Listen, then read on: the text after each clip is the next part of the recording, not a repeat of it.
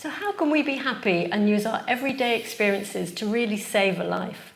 Well, leading Tantra teacher Maria Porsfelt is with me now with some wise and practical answers to those questions. Maria, welcome. And my first question to you is, how can we be happy? Now, this is a big question, of course, but how can we be happy and try to sustain that happiness? Yeah, it is a big question. One that I believe most of us think about one way or another quite a lot. Because somewhere there at the base of all our everyday actions is exactly the wish to find happiness and also to maintain happiness. But somehow the way our modern society is set up and also the way we function as human beings, we're not really wired to be happy. And this is somehow the big drama in that situation, and also the paradox. Because when we have a whole life that is, we can say, centered around the wish to be happy, how come we're so bad at it? Now, the way we are raised, we can say, in our consumerist society is not helpful. Because basically you're not a good consumer if you're truly happy. If you're very satisfied and you're very fulfilled and very content with your life, you're not going to be busy getting stuff all the time. So, laid into the very foundation of the society we have created, we're just not really wanting, generally, people to be happy, at least not for very long at a time. So consumerism relies on lack? Yeah, totally. I mean, why would you go out and buy a lot of stuff if you didn't need anything? So we're constantly trying to get something because then we will be happy. Constantly trying just that next thing, just that next accomplishment, and then we will be happy. Now, of course, you can't just create a society that doesn't have anything based on human nature. So obviously there is something in us that makes us not just be satisfied. There is a drive towards happiness, which in a sense is not a bad thing, because it also makes us go out and explore what makes me happy. And in the search for happiness, we can learn a lot of things about ourselves. We can discover ourselves in all sorts of ways. Problem is that if we are raised as good little consumers, we're not having a very profound search for what will make us happy, because it's mostly focused on possessions and material gain one way or another, or even experiences, which is also a form of consumerism. The next movie or series or party or whatever it is that we can consume in order to then finally be happy. So when we never reach any sense of satisfaction, and when we are, we can say, looking for that happiness in a more, in only one particular way, we can say, it's not such an enriching search. But nevertheless, we can say our search for happiness is at the very core of our self-exploration. The fact that we wish and desire to be happy is a call from within to discover and to experience and to savor life. But when it is kind of hijacked, we can say, by our consumerist experience, it's just never ending and we're not even learning that much. So it's kind of wasted, and we just become, we can say, a good little consumer that will do our job in the machinery of society, but not profoundly benefiting from our search for happiness. So what is Tantra's response to this? What Tantric and Yogic principles can be used? I mean, first of all, we need to learn to step out a bit from this consumerist way of relating to life. Though when that is said, I mean, I think a lot of people in different moments in their lives have a wake-up call. We have chances, to kind of, I'm going to say, step out of this more superficial way of relating to life. Because there will be some sort of life crisis that occur, which really can't be fixed with anything that you can buy or experience. Where you have to go inside and find an inner strength or shift your perspective in order for that crisis or that conflict to be solved. So we have opportunities, we can say, in life to shift our perspective and therefore come a little bit closer to the experience of happiness or discovering ourselves in a different way in order to be happier. So naturally, somehow life will tend to push us, we can say, in that direction. But it's very hard to stay with that more profound exploration if we are not attentive to shift our general attitude in front of life. Because then it becomes this constant, we can say, need to find satisfaction, but in places where we will never find it. There we can say, looking at the foundation of our life experience, which you in the Yogic and Tantric practice would connect very much to what we call Yamas and Nyamas. You could sort of call it the moral and ethical guidelines of our life. Not in the sense that this is how you should be, but more in the sense that if you want to be happy, this is a very good foundation to put down. And some of these relevant, especially we can say for a more consumerist approach and getting out of that perspective on life, would be, for instance, non-accumulation and contentment. Contentment being a very challenging one, santosha as we call it in the yogic tradition in Sanskrit. The practice of being content. Content with everything. Well, contentment is an inner experience after all. So not so much being content, we can say, with something. And of course, that's a natural consequence, which is actually also the, we can say, revelation we have when we start to relate to happiness in a different way. There are not things that make us happy somehow, essentially. Happiness is something that springs from within. We even have the saying, happiness comes from within. We all know it, but it sounds a little bit like a cliche, and we go like, yeah, but sometimes it's easier than others. Indeed, because there can be circumstances that trigger happiness. Only problem is that even if something triggers happiness, it won't continue to do so. I don't know if you ever noticed, that's the big problem or advantage in the case of consumerism, that if you have something that triggers happiness, it doesn't continue to do that. You start a new relationship, you're super happy, you're so in love, it's amazing, or even you get a new phone, to use a very materialistic example, and you're so happy in that moment and play with it all the time until it doesn't do that for you anymore, because you kind of got used to it, And therefore the happiness doesn't trigger the same response in you any longer. You kind of get numbed down, and then you need to find something else to make you happy. So we need to find something that will trigger that happiness in me, because it is in us, that happiness. Now, what we want to do actually, and that's very much what is happening when we learn to cultivate contentment, you look towards the source of that happiness, which is not the outer trigger. The outer trigger needs to be updated continuously. That's an effort on our part, actually. It's not just sitting and waiting for the right conditions or even to make them happen on the outside. It's inside that the experience of happiness is. Same with contentment. Contentment is something that we feel. And we can feel content with very little, or we can feel content with a lot. And in reality, contentment is one of the key ingredients for happiness, but one that we haven't been taught very much to have. It comes together with qualities such as modesty and generosity, actually. Again, not qualities that I put a big emphasis on in more consumerist society.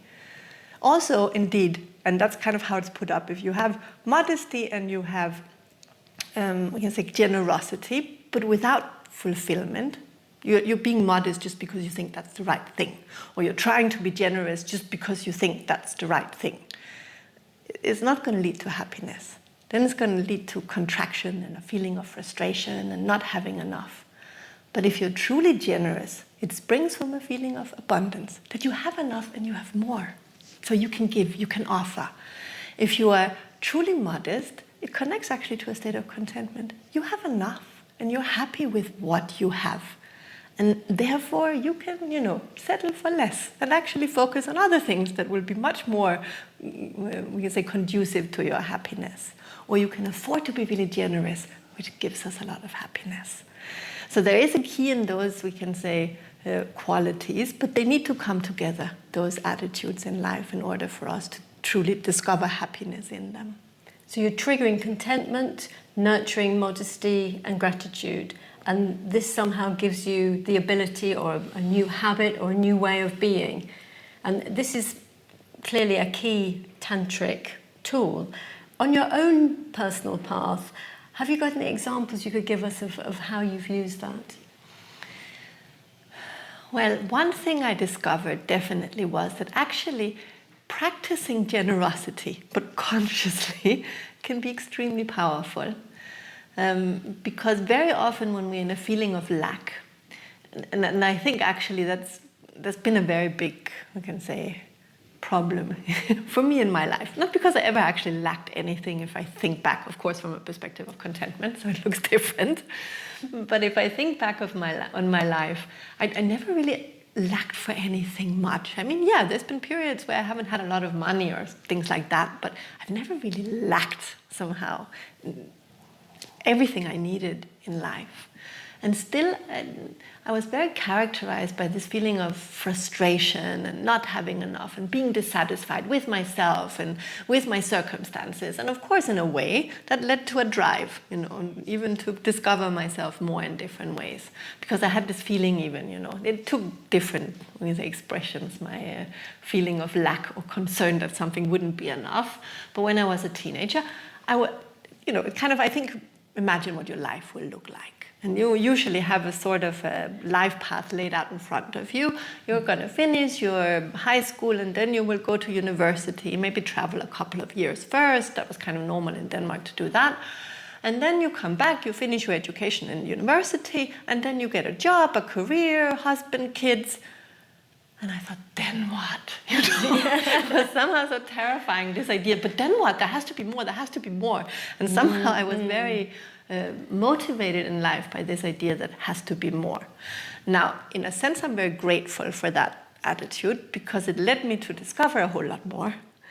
But also, I noticed it came with the other side of the coin, which was profoundly actually an ability to be content and to be happy with all the amazing things I had in my life, which prevented me from fully savoring and fully benefiting from a lot of the very beautiful and wonderful experiences that I had, because I simply didn't know how to be content. And it's an interesting dynamics, because on one hand, we can say lack of fulfillment, we can say, or the feeling that there could be something more, is a dynamizing force and is something that pushes you into discovery of yourself, potentially, if you don't get stuck just in the consumerist perspective. But at the same time, at a certain point, it also becomes an obstacle. That if you can't fully, if you can't fully be content, if you can't feel completely fulfilled, somehow you can't open yourself completely to take that experience in, and even to, we can say, go deeper in that experience or that discovery.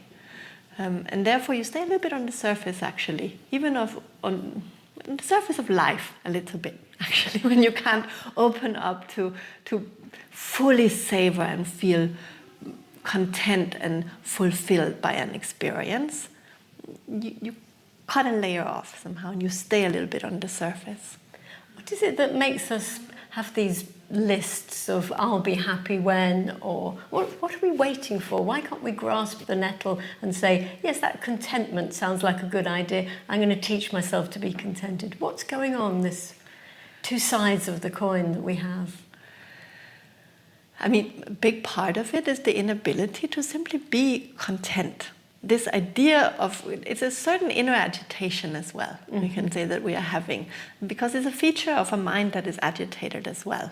When you can't just sit in peace and silence, as a good meditator, for example, then you will constantly look for something new, something that entertains, something that stimulates, something to create an experience.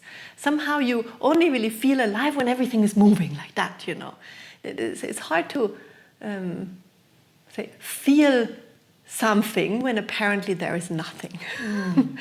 And this, we can say, constant need to stimulate and to experience and to never being able just to rest in a moment is a mind that is not trained. Is the incapacity basically to be present that it stems from.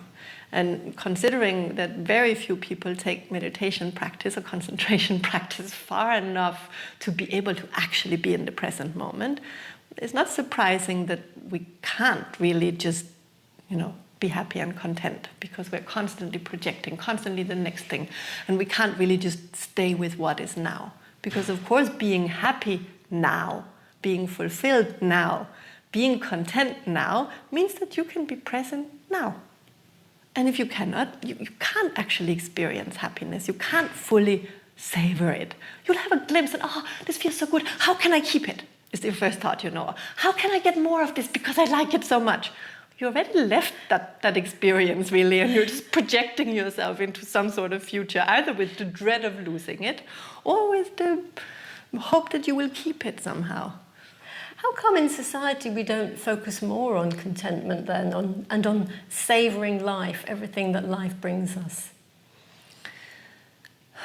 Well, there's partly the reason I mentioned in the very beginning, that society that is built on consumerism doesn't have the interest for us to live life like that, because we will stop being good consumers in that case. And then we'll have to rearrange the foundation of society, because then what? Then how does a society work if it's not about getting more, consuming, making money circulate and keeping things moving like that? Then what? Then we'll need to rethink the whole situation, which probably is what needs to happen anyway.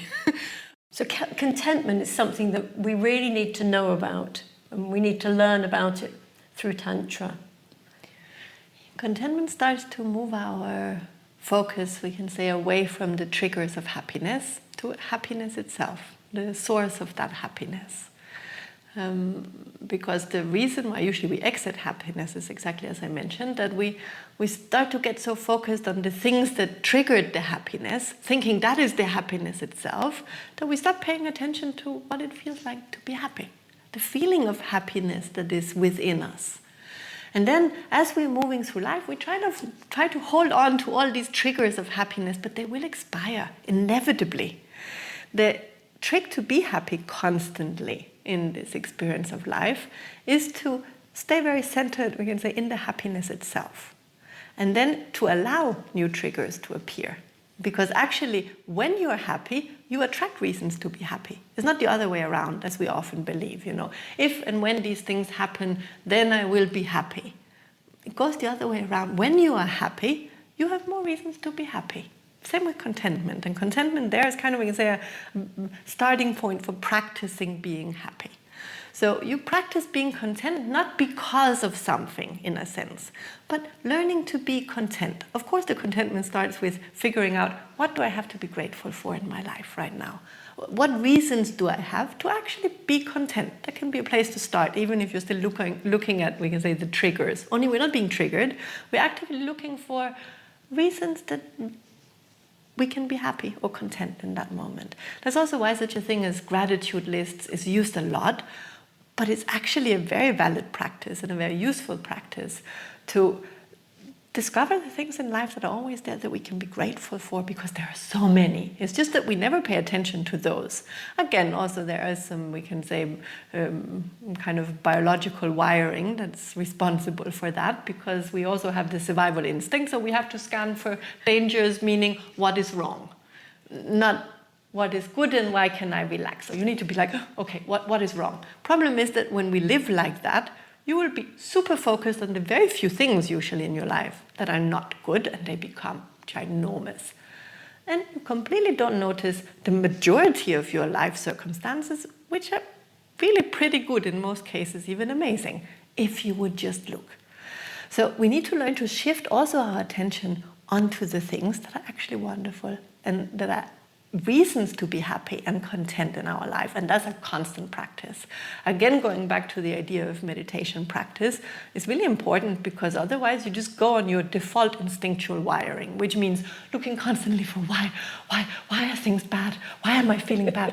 What can I find now that will make me feel bad? Almost, it's constantly, because we feel if we're too relaxed, something is wrong. If we're too relaxed, maybe we won't pay attention, we'll get eaten or something, kind of subconsciously.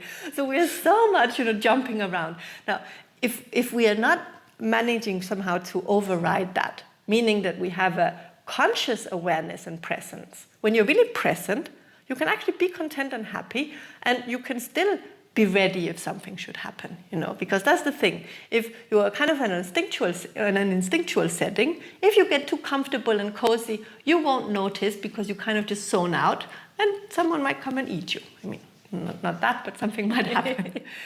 Whereas if you are kind of going to the higher octave of your possibilities, using your possibilities as a human being, gifts that we have all been given, such as training your ability to be present, completely conscious and aware in the present moment, and still very relaxed and savoring and very content and enjoying your life, then you're ready because you're present. You will notice if something happens, so you can respond to it in real time. And you don't get caught off guard as otherwise would happen. So we need to shift to that much more conscious presence in our life if we want to override the instinctual search for everything that's wrong. But we can start to rewire, which is why definitely gratitude list is a good place to start, only it won't stand alone. Because then you can rewire a bit, you can start to balance out at least. Okay, there are also good things in my life, so yeah, I'm a bit more content. Good beginning. But still, as soon as you let that go a little bit, you're going to go back on your default wiring, the instinctual one. Unless, again, you train your consciousness to reach to a different way of engaging life.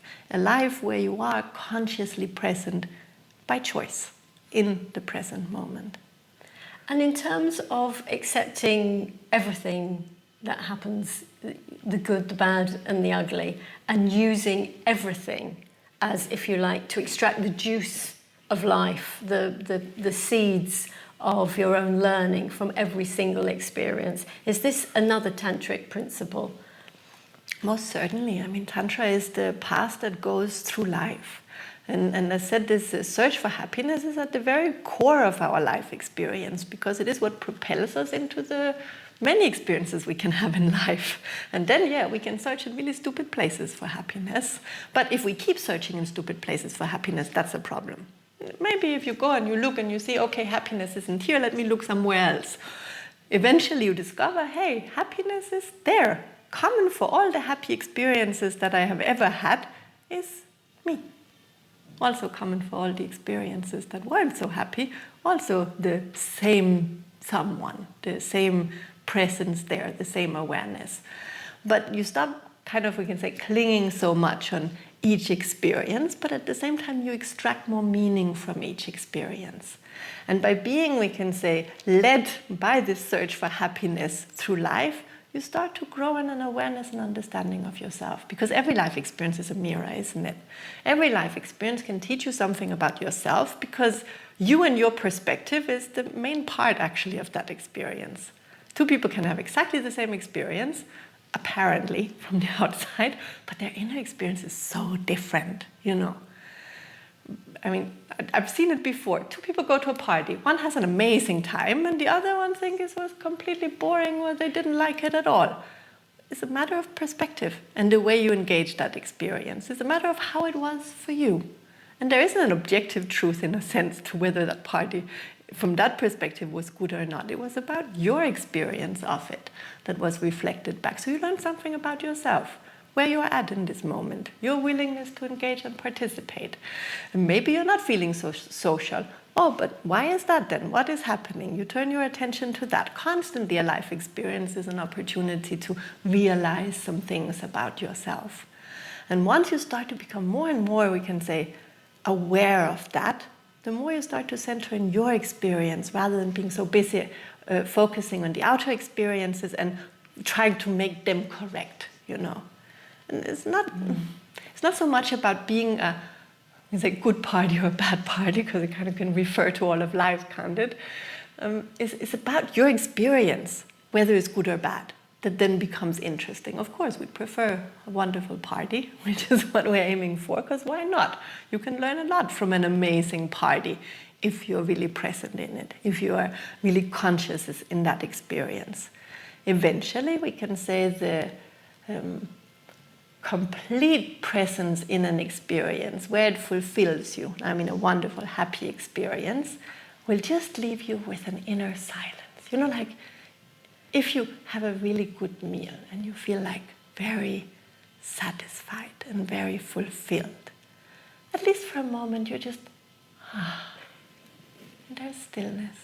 And that's a moment where you have a chance to connect to something much more profound. We can say a much deeper part of your being than the constant chattering of your mind. They're commenting and judging and labeling and criticizing and whatever else it does to chop up that experience. Telling you you're wrong, you're going to fail, you'll be killed.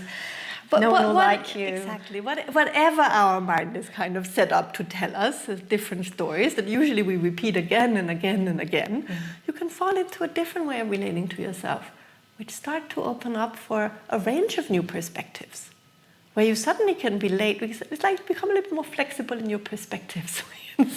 You start to become able to see an experience from more perspectives, more points of view. Your life experience starts to become a lot richer, and therefore also a much bigger opportunity for learning. Like each experience become very rich, and there are a lot of perspectives and understandings to bring from even apparently a small life experience when we can manage to, we can say, rest in it. This can seem very paradoxical, right in the middle of a very challenging situation with all the emotions and judgments and fear of failure going, that there's this sense of, actually, I need to do the opposite. Instead of trying to, as you say, appease everything outside, to actually go inside, to observe, to see what are you really feeling, and to connect with a deeper part of yourself. Is that right? Yes, definitely. And it becomes a bit of a paradoxical thing, like as an experience, in a sense, in the beginning at least. Because I noticed that myself I've been practicing yoga for many years now. And for many years also, my, we can say, approach to practicing was very much fueled by my wanting to be happy. So I had to fix this and this and this in order for me to finally be happy. And I think maybe that is a necessary stage that you go through that one, because it is propelling you to make some efforts to discover yourself in different ways. But eventually you also hit a barrier, as I mentioned earlier, if you're not learning to rest more into a more profound perspective, into your own being, actually. And starting slowly to be able to make that shift, and also focusing to cultivate contentment more, having noticed my own, you say, almost absolute lack of it at times, I started to discover this feeling of, somehow I almost hesitate to call it happiness, because it's not it's not happy in the sense that I would say happy if you're jumping around for joy, or you're just so ecstatic about something, or you're just so happy, in that way, but something much deeper, much more satisfying, and much more lasting, that would start to come and be there somehow. I would feel no matter what the circumstances were. Actually, now, don't get me wrong, it's not that I would be happy if something bad happened. It's not like I would not be happy for that happening or because of that happening. Exactly, there was this, we can say, lack of connection, in a sense, between that happiness I felt inside and what would happen on the outside. And this is a very unusual feeling if you have been a consumer for most of your life. That happiness that just stays there. In a way, you're almost tempted at first to think, what's wrong? What's wrong with me? Am I just not opening up to feel this, or what? And I actually know this is not true, because I would almost even be able to feel more fully, even the challenging moments, because of that connectedness, because that's more how I started to translate it, to a deeper part of myself. Feeling more connected to a deeper part of myself, that was just my inner reality, that background that was there, and then things would roll in, indeed, there could be a lot of storms on the surface. But underneath it, there was something else. And that something else, the awareness of that something else, would then also allow a shift of perspective on what was happening, practically speaking, And then you realize the very powerful saying that attitude changes everything. So when you suddenly shift your perspective, and therefore your attitude in front of that experience, everything would start to unfold completely differently. And open up for, we can say, new ways of engaging that experience, and new ways also often of solving those things that might appear. realizing that sometimes even a hands-off approach is much better than trying desperately to fix things. And in terms of your tantric experience, have you found that you've been able to embed that contentedness through tantric practices and having that experience of being happy with no object, for no reason, waking up happy for no reason at all? Definitely.